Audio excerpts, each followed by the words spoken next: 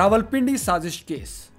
रावलपिंडी साजिश पाकिस्तानी तारीख में हुकूमत का तख्ता उलटने की पहली कोशिश थी। ये कोशिश 1951 में की गई। साजिश में जनरल अकबर खान समेत 11 फौजी और 4 सिविलियन शामिल थे।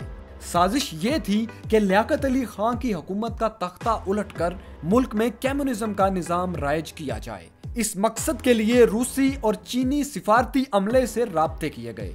रूस और चीन ने इस साजिश में साथी बनने से इनकार कर दिया। अभी साजिश के ताने बाने बुने ही जा रहे थे कि जनरल अकबर के एक करीबी साथी ने साजिश का पोल खोल दिया।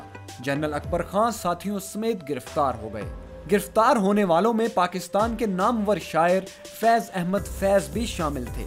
मुल्जिमों में ज्यादातर वादा माफ गवाह बन गए। मुल्जिमों को कैद की सजाएं सुनाई गईं। ये साजिश चूंकि रावलपिंडी में तैयार हुई थी, इसलिए इसे रावलपिंडी साजिश केस कहा जाता है। अगरतला साजिश। पाकिस्तान की तारीख का सबसे बड़ा और अहम स्कैंडल अगरतला साजिश केस है। इस केस की बुनियाद 1968 में शेख मुजीबुर रहमान के नुमाइंदों की भारतीय खुफिया एजेंसी से मुलाकात थी। ये मुलाकात भारतीय इलाके अगरतला में हुई। इस मुलाकात में शेख मुजीबुर रहमान ने पाकिस्तान से अलहदगी के लिए भारत से मदद मांगी थी। मशरकी पाकिस्तान में ISI के सरबराह शमसुल आलम ने इस साजिश का पर्दाफाश किया। इस पर 1968 में शेख मुजीबुर रहमान को उनके 34 साथियों समेत गिरफ्तार कर लिया गया था। ताहम सिर्फ 1 साल बाद सियासी रहनुमाओं के दबाव पर यह केस वापस लेकर शेख मुजीबुर रहमान को रिहा कर दिया गया था। Operation midnight jackal. ISI के कुछ ऑन ड्यूटी अफसरान ने पीपल्स पार्टी की हुकूमत का तख्ता उलटने की साजिश की।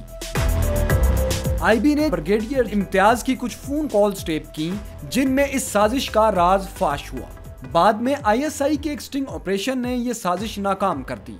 तवील खामोशी के बाद ब्रिगेडियर इम्तियाज अहमद का यह बयान अखबारात की शह सुर्खी बना कि मिडनाइट जैकॉल के हकीकी जिम्मेदारान उस वक्त के सदर इसहाक खान, जनरल असलम बेग और हमीद गुल थे। Mehran gate scandal. 1990 और 93 में पीपल्स पार्टी को इक़्तिदार से दूर रखने के लिए कुछ सियासतदानों को रिश्वतें दी गई। जनरल असलम बेग के अहमा पर ISI के सरबराह लेफ्टिनेंट जनरल असद दुरानी और लेफ्टिनेंट जनरल जावेद नासिर ने मेहरान बैंक के मालिक यूनुस हबीब के जरिए मुख्तलिफ सियासी शख्सियात में रकूम बांटी, ताकि दाएं बाजू के सियासी इत्तेहाद IGI को इक़्तिदार में लाया जा सके। बहुत सी अहम सियासी और फौजी शख्सियात जैसे जनरल असलम बेग, नवाज शरीफ, शहबाज शरीफ, अल्ताफ हुसैन, जावेद हाशमी और इजाजुल हक ने ये रकूम वसूल की। असगर खान केस के तफसीली फैसले में यह साबित हुआ कि जनरल असलम बेग और असद दुरानी फौज की बदनामी का बायस बने हैं। Memo gate scandal.